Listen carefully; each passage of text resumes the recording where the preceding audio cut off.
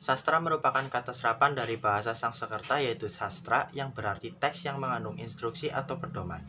Dalam bahasa Sangsekerta, sastra berasal dari kata dasar sas yang berarti instruksi atau ajaran dan kata tra yang berarti alat atau sarana. Sastra dapat diartikan sebagai ungkapan ekspresi manusia berupa karya tulisan atau lisan berdasarkan pemikiran, pendapat, pengalaman, hingga keperasaan dalam bentuk yang imajinatif yang dibalut dalam kemasan estetis melalui media bahasa.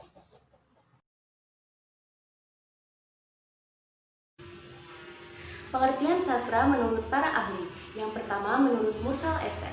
Mursal Esten berpendapat bahwa sastra adalah pengungkapan dari fakta artistik dan imajinatif sebagai manifestasi kehidupan manusia dan masyarakat umumnya, melalui bahasa sebagai medium dan memiliki efek positif terhadap kehidupan manusia. Yang kedua, menurut Terry Eggleton, sastra merupakan karya tulisan indah atau bell letters yang mencatatkan sesuatu dalam bentuk bahasa yang dipadatkan, didalamkan, dibelitkan, dipanjang pendekkan, dan diputarbalikkan, dijadikan ganjil atau penggubahan estetis lainnya melalui alat bahasa yang lain. Yang ketiga, menurut Atarsemi. Atarsemi berpendapat bahwa sastra merupakan suatu bentuk dan hasil pekerjaan seni kreatif yang objeknya atau subjeknya adalah manusia dan kehidupannya, dengan menggunakan bahasa sebagai medium. Yang keempat, menurut Panuti Sujina, sastra merupakan karya lisan atau tulisan yang memiliki berbagai ciri keunggulan, seperti keorisinalan, keartistikan, keindahan dalam isi dan ungkapannya.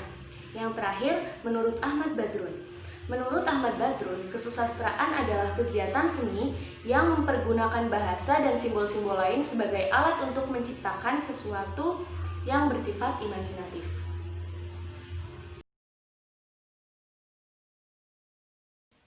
Ilmu sastra meliputi ilmu teori sastra, kritik sastra, dan sejarah sastra.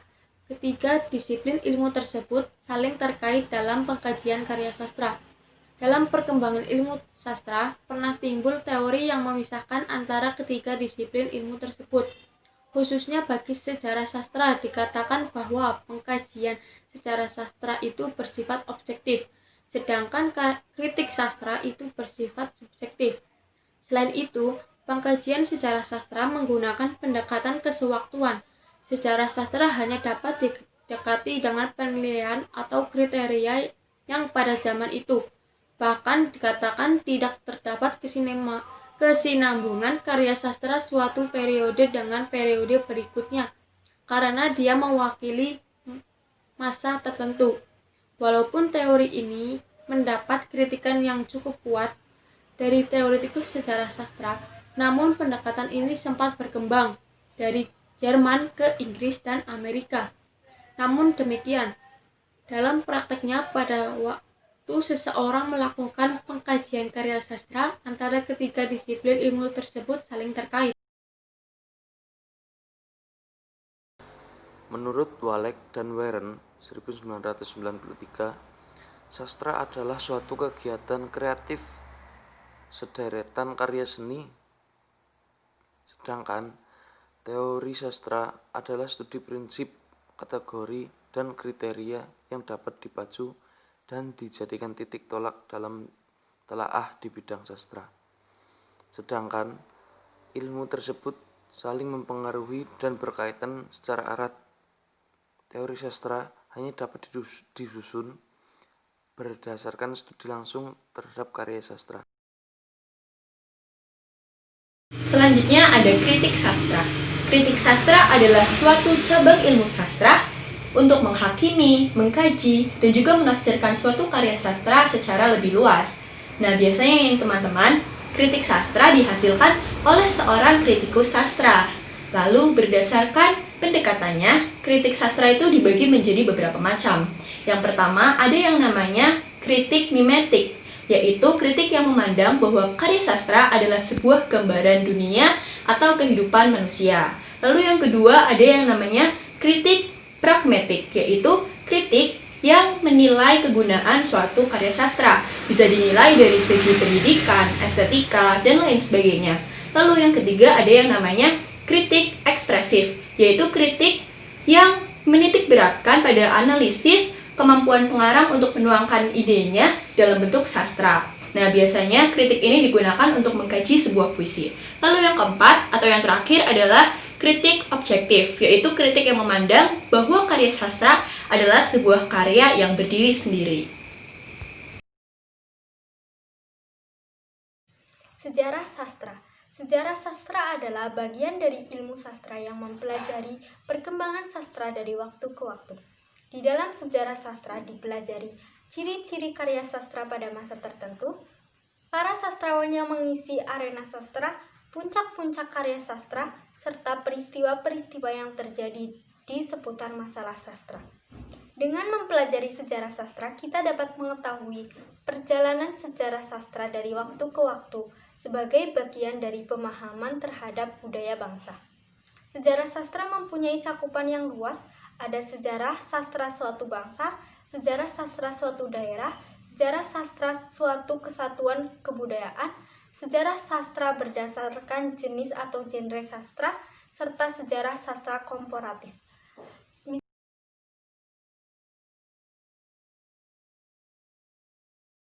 Dan hubungan antara teori sastra dan kritik sastra sangat erat kaitannya, khususnya dalam pembelajaran sastra. Dalam mempelajari sastra, kita dituntut mempelajari teori sastra terlebih dahulu, yang mencakup hakikat sastra, unsur sastra, dan penilaian terhadap karya sastra, agar kita dapat mempelajari sastra sesuai dengan fakta yang ada dan dapat dituntut secara rasional. Selanjutnya, sejarah sastra yang merupakan kebenaran dari suatu karya sastra. Karena jika suatu sastra memiliki sejarah yang jelas dan bukti yang kuat, maka karya sastra tersebut dapat diakui kebenarannya. Hubungan antara teori sastra dengan sejarah sastra. Teori sastra diperlukan untuk menentukan perkembangan sejarah sastra, juga untuk menentukan pengaruh timbal balik antar genre sastra, perkembangan tematik, ciri-ciri, serta karakter karya sastra dalam pengajiannya. Secara empiris, perkembangan karya sastra memberikan sumbangan terhadap perkembangan teori sastra. Adapun hubungan timbal balik antara teori sastra dengan sejarah sastra. Yang pertama, teori sastra muncul karena diadakan penyelidikan terhadap sejarah sastra.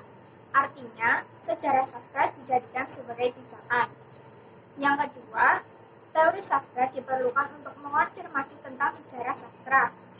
Yang ketiga, sejarah sastra memerlukan teori sastra dalam perjalanannya. Lalu yang terakhir, teori sastra dapat berubah dan berkembang sesuai dengan perubahan sejarah sastra atau perjalanan sejarah sastra. Demikianlah, dalam perkembangan sejarah sastra akan terjadi interaksi antara teori sastra dengan sejarah sastra.